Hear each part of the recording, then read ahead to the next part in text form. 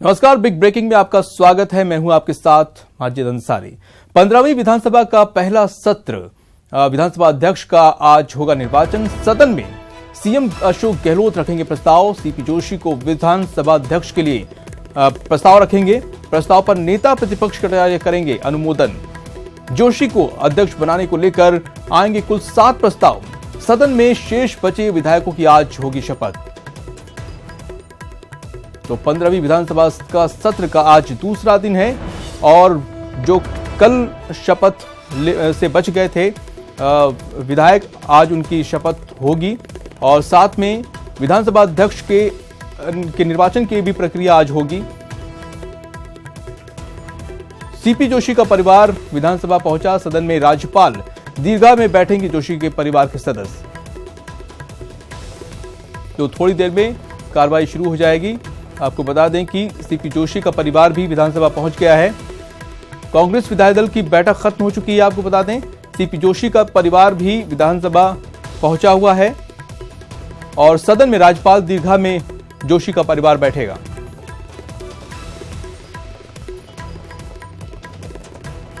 तो आज काफी अहम दिन,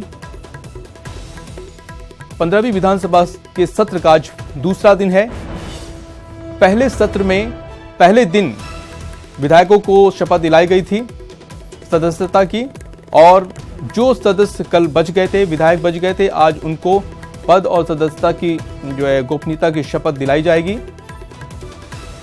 और आपको बता दें कि सीपी जोशी जो कि विधानसभा के अध्यक्ष लगभग उनका बनना तय है और उसकी कार्रवाई भी थोड़ी देर में शुरू होगी और इस कार्रवाई को देखने के लिए उनका परिवार भी विधानसभा पहुंचा हुआ है।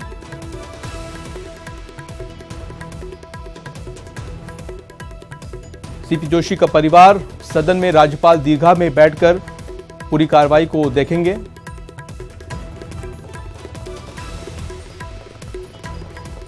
तो आज विधानसभा अध्यक्ष का निर्वाचन है, लगभग तय है क्योंकि उन्होंने पर्चा भरा है और उनके खिलाफ किसी ने भी पर्चा नहीं दाखिल किया है। लिहाजा सर्वसम्मति से उनका विधानसभा अध्यक्ष बनना तय है। एक फॉर्मेलिटी है जो आज कार्रवाई होने के बाद शुरू होगी। आपको बता दें कि 15वीं सभा का पहला सत्र शुरू हो जाएगा थोड़ी देर में। विधानसभा अध्यक्ष का आज निर्वाचन होगा। सदन में सीएम अशोक गहलोत प्रस्ताव रखेंगे। सीपी जोशी को विधानसभा अध्यक्ष के लिए वो प्रस्ताव रखेंगे। साथ में प्रस्ताव पर नेता प्रतिपक्ष कटारिया अनुमोदन करेंगे और अशोक गहलोत ने क्या कुछ कहा, ये सुनते हैं। अभी हम लोग बुला रहे हैं कार्यकर्ताओं को विभिन्न लोकसभा क्षेत्र के, उनसे बैठ के चर्चा कर रहे हैं, उनकी भावनाओं को समझ रहे हैं। उसके बाद में सब मिलकर के लोकसभा के सदस्यों के कैंडिडेट के रूप में चयन होगा। हाईकमान करेगी। हम सब मिलकर के मैदान में उतर रहे हैं। हमारी तैयारी शुरू हो चुकी है और कोई आश्चर्य नहीं कि 25 से 25 सीट हम जीत जाए राजस्थान का।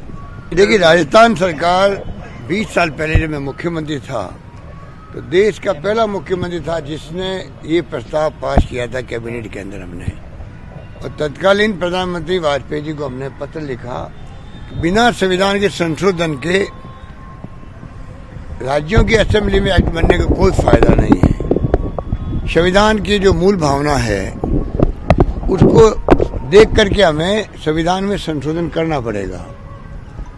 मुझे खुशी है कि 20 साल पहले जो सपना मैंने देखा था उसमें 14% का था, 10% लेके आए हैं।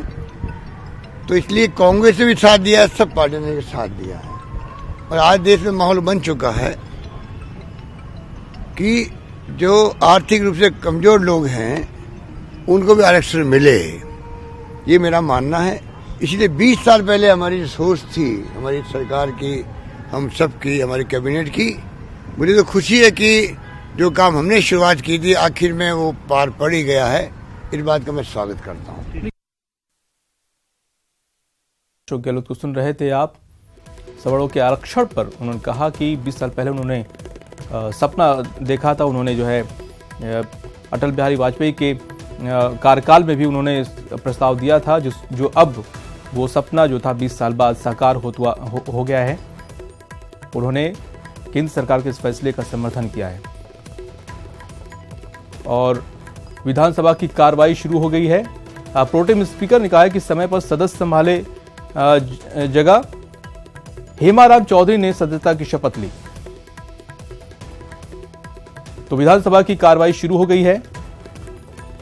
आपको बता दें कि आज दूसरा दिन है 15वीं विधानसभा के सत्र का जो है आज दूसरा दिन है और कार्रवाई शुरू हो चुकी है। प्रोटेम स्पीकर ने कहा है कि समय पर सदस्य अपनी जगह संभालें और हेमाराम चौधरी ने भी सदस्यता की शपथ ले ली है।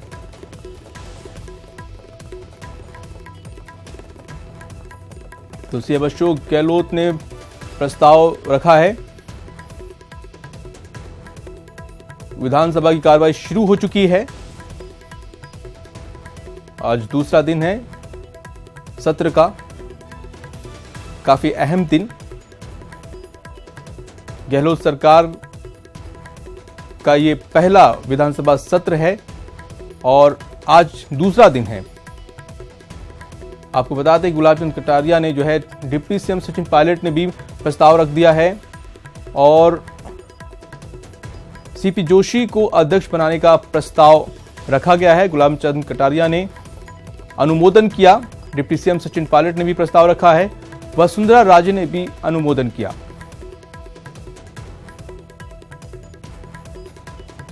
सीपी जोशी के अध्यक्ष पद के लिए प्रस्ताव रखा गया है और इसके लिए CM Ashok Gehlot, deputy CM Sachin Pilot, Vasundhara Raje ने भी अनुमोदन किया है।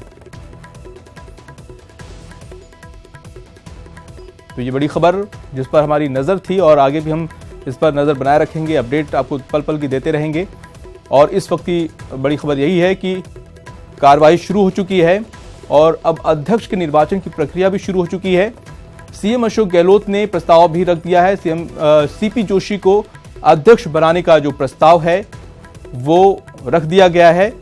गुलाब चंद कटारिया ने अनुमोदन किया, डिप्टी सीएम सचिन पायलट ने भी प्रस्ताव रखा है और साथ में पूर्व सीएम वसुंधरा राजे ने भी अनुमोदन किया है। तो विधानसभा का सत्र का आज दूसरा दिन है और कार्रवाई शुरू हो चुकी है और साथ में जिस पे हमारी नजर थी कि अध्यक्ष पद के लिए जो निर्वाचन की प्रक्रिया थी वो भी शुरू हो चुकी है। आप ये सीधी तस्वीर आप देख रहे हैं, विधानसभा की प्रक्रिया शुरू हो चुकी है। आप देख सकते हैं सीपी जोशी का स्वागत करते हुए विधानसभा में।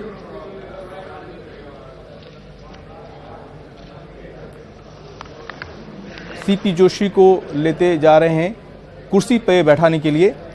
आप ये सीधी तस्वीर, लाइव तस्वीर आप देख रहे हैं। सीपी जोशी विधानसभा अध्यक्ष के लिए आप देख सकते हैं ये तस्वीर काफी अहम और यादगार तस्वीरों में शुमार होगा। सीपी जोशी अब अपनी कुर्सी को ग्रहण करते हुए आप देख सकते हैं। ये सीधी तस्वीर अपनी टीवी स्क्रीन पर आप देख सकते हैं। विधानसभा अध्यक्ष के रूप में सीपी जोशी को अपनी कुर्सी पर वो सभी का अभिवादन करते हुए नजर आ रहे हैं।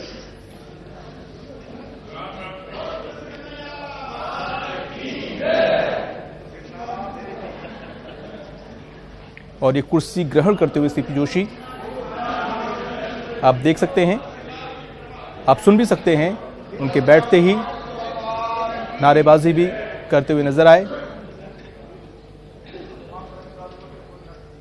तो विधानसभा अध्यक्ष पद के लिए कार्रवाई शुरू होनी थी, हो गई है, कार्रवाई शुरू हो चुकी है। सीपी जोशी अपनी कुर्सी ग्रहण कर चुके हैं। बतौर सर्वसम्मति से अध्यक्ष निर्वाचित कर लिया गया है उन्हें। सीपी जोशी को विधानसभा के अध्यक्ष वो बन गए हैं।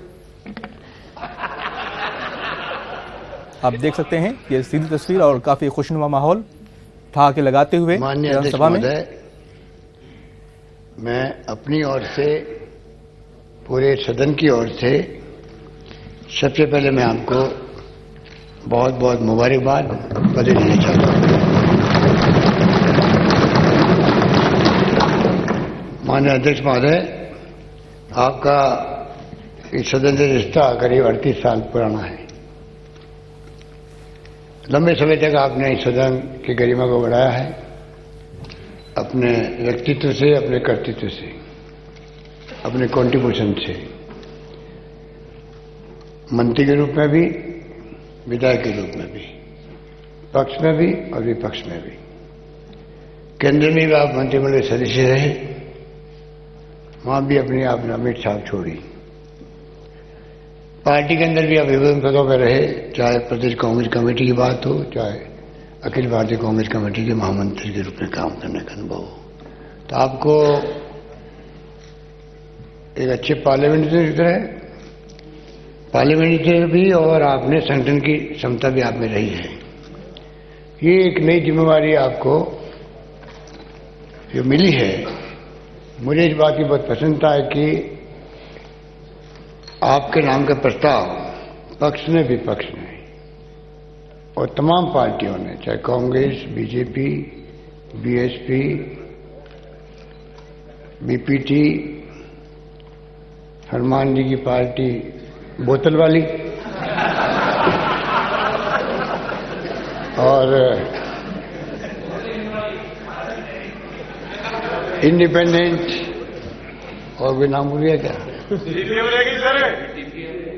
बीपीटी बोल गया भैया। सीपीएम तो ही है, वो तो सिरमौर है भैया। सीपीएम का तो योगदान रहता ही सदन में हमेशा। तो सबने मिलके आपके नाम का प्रस्ताव किया और सर्वसम्मति से आप चुने गए हैं। और जब सर्वसम्मति चुने जाते हैं तो जिम्मेवारी बहुत बड़ी बढ़ जाती है, जिसका अनुभव कैलाश मेघवाल जी को भी है, दीपेंद्र शेखावत जी को भी है, और पक्ष विपक्ष को सबको आपको डील भी करना है, उनकी भावनाओं की कदर भी करनी है और अपनी निष्पक्ष राय भी देनी है। और आपकी फितरत के अंदर है कि आप निष्पक्ष राय देने में अपना कमिटमेंट रखते हैं, मुझे मालूम है। इसलिए मैं उम्मीद करता हूं कि विपक्ष को कभी कोई शिकायत नहीं रहेगी।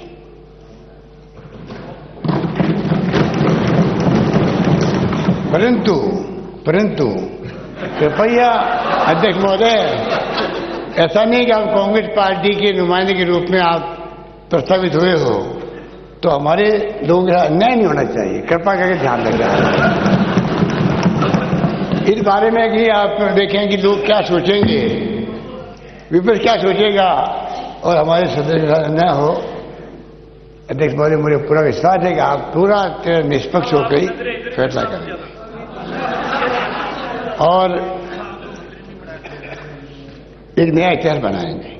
आपकी क्षमता पे, आपकी योग्यता पे, आपके विचारों से सब अवगत हैं, आपके व्यवहार से अवगत हैं।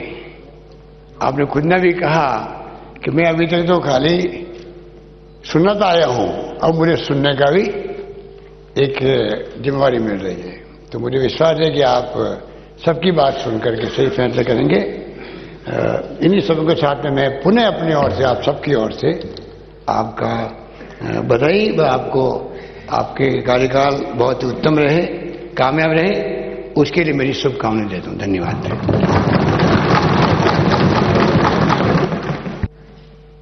अध्यक्ष महोदय,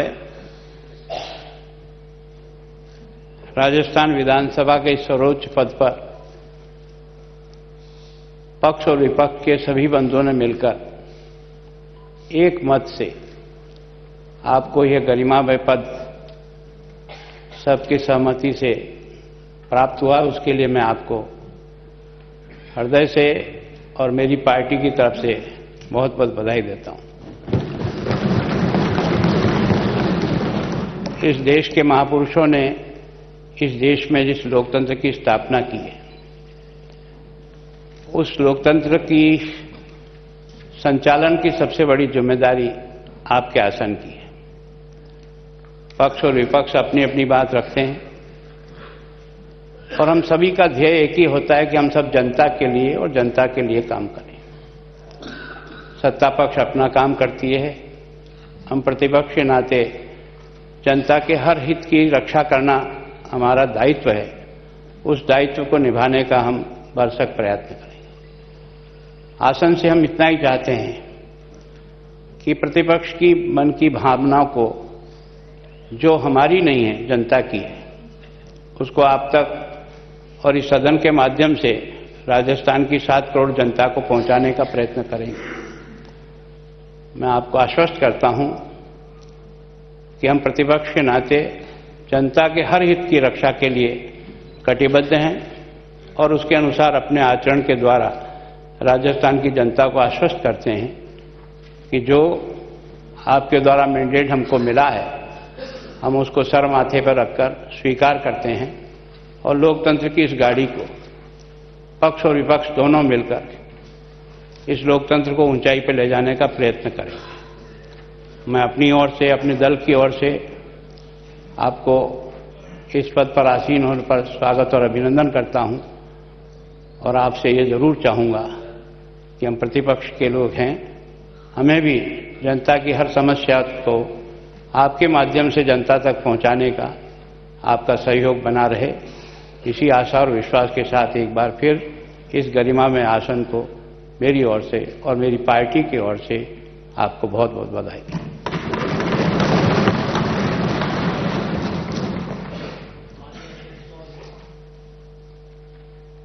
आपको बहुत बहुत बधाई। हमें उम्मीद थी 2012वीं विधानसभा में हम आपके साथ रहे विधायक, और उस समय आपको सुनने का बहुत अवसर मिला हमें, और घंटों तक हम सुनते थे, हमारा ज्ञानवर्धन होता था।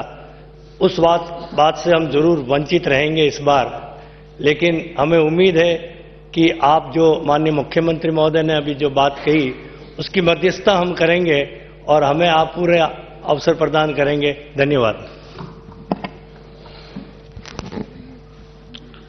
अध्यक्ष महोदय, सबसे पहले तो मेरी ओर से मेरी पार्टी आरएलपी चुनाव चिन्ह बोतल, वो बोतल ये वाली नहीं थी, मेरी अलग पानी की बोतल थी। अध्यक्ष महोदय, मैं आपको सर्वसम्मति से बधाई देता हूं और 199 जो विधायक है राजस्थान की विधानसभा के अंदर, चाहे कांग्रेस, बीजेपी और अन्य दलों से चुनकाएं, सबकी इच्छा भी थी कि सीपी जोशी जी जैसे वरिष्ठ जो प्रोफेसर, एक शिक्षक, और जिनका हम जब विश्वविद्यालय के अंदर अध्यक्ष हुआ करते थे तब विपक्ष के अंदर लड़ते हुए हमने आपको देखा, पक्ष के अंदर रह के जो आपकी कार्यशैली है, जो सिटिंग पावर है, लगातार बैठे रह के जो निर्णय अडिग और जिद्दीपन है जो आपका, वो भी इस राजस्थान की जनता ने देखा। बस हम आपसे इतनी उम्मीद करते हैं अध्यक्ष महोदय कि आप विपक्ष का तो संरक्षण करोगे, हमारी जो छोटी पार्टियां हैं इनका विशेष रूप से आप ध्यान रखोगे ताकि ये बड़े पौधे आगे बढ़े राजस्थान के अंदर, इसका भी विशेष रूप से आप ध्यान रखेंगे।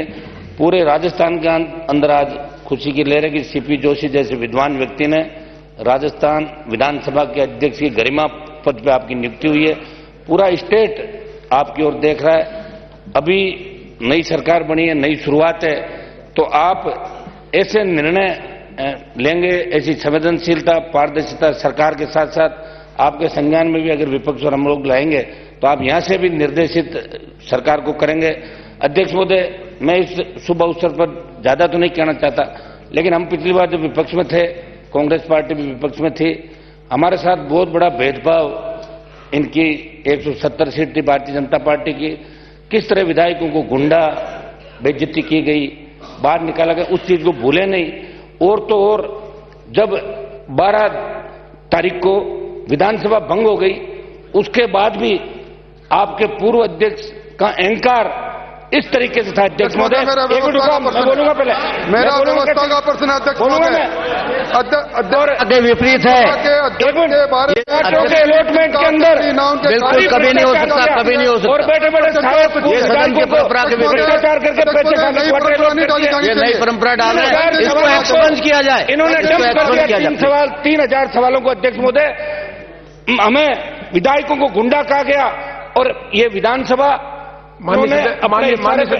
अध्यक्ष महोदय, 1 मिनट, मैं इतना ही आपसे निवेदन करूंगा कि जो पूर्व अध्यक्ष ने यहाँ 5 साल तक मकान अलॉटमेंट से लेकर चाहे कितने भी जो भी इन पे आरोप लगे, वो सारा आप अध्यक्ष पद की जो गरिमा है, अध्यक्ष पद की गरिमा का ख्याल रखेंगे, अध्यक्ष पद की गरिमा। अरे इस शुभ अवसर पर ऐसी बातें मत करो, ऐसे शुभ अवसर पर ऐसी बातें नहीं की जानी चाहिए। अपने आदत से बाहर जाए। मैं तो ये भी चाहूंगा अवसर है, केवल बधाई दीजिए। उस चीज में उन्होंने सबको अपमानित किया और ये सारे मामलों की जांच भी कराई जाए और वो रद्द किए जाए बंगले सारे। धन्यवाद।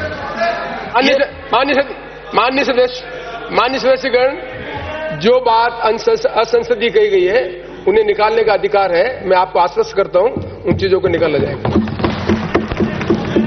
अध्यक्ष महोदय, प्रतिपक्ष के नेता ने जो बधाई के रूप में बात कही, मैं उसी बात को आगे बढ़ा रहा हूं।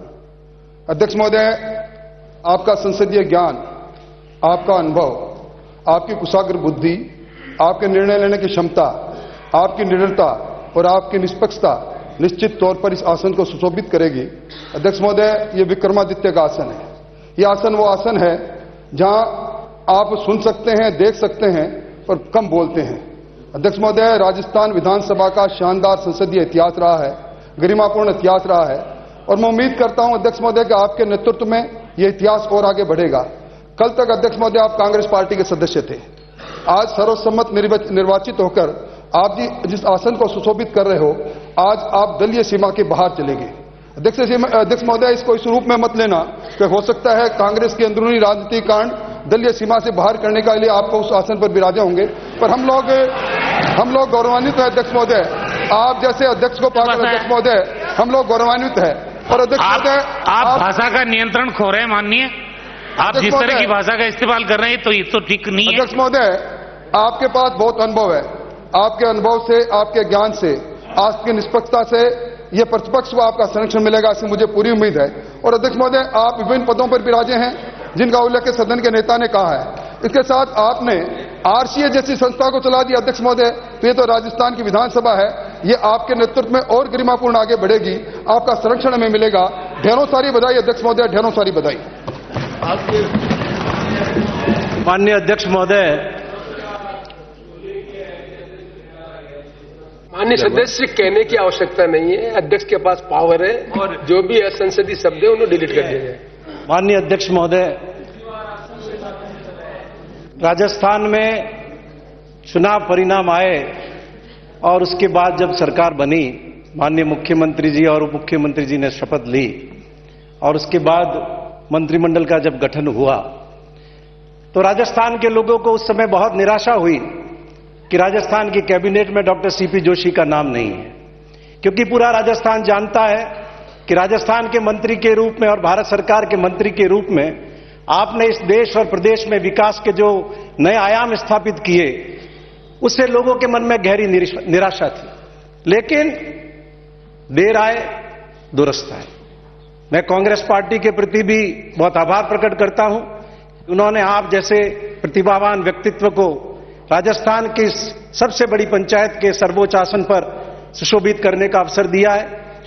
और माननीय अध्यक्ष महोदय, 10 साल इस विधानसभा में आपके मार्गदर्शन में हम लोगों ने बहुत सीखा और आसन से माननीय सदस्यों की क्या तकलीफ रही है, क्या पीड़ा रही है, उस संघर्ष में आप स्वयं हमेशा भागीदार रहे और आपने इस सदन के माननीय सदस्यों के अधिकारों की रक्षा के